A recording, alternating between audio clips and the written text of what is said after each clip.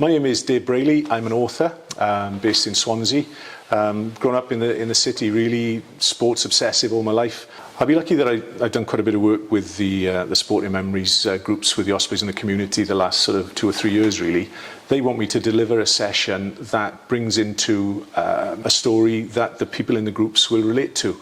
And those stories tend to be sort of, 50s, 60s, 70s sport.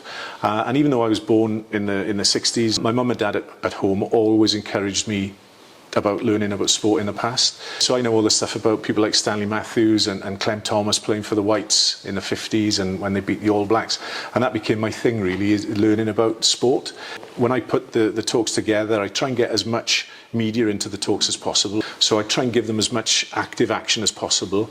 And I can see it then when I'm standing at the front, their faces come to life because they are now remembering things that they probably saw first time.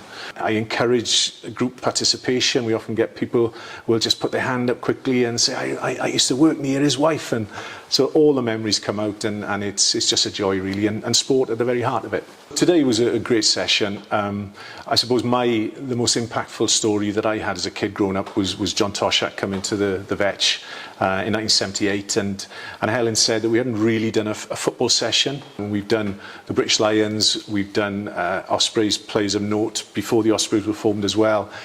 We've done the Welsh team of the 70s, but we'd never done the Tosh story. Even I'd forgotten how brilliant that time was. I wanted to share that story and my passion for that story with the group today. We've just had people saying at the end, oh, we remember Tosh, and we didn't know that bit about the story though, and that was nice to be remembered about that bit.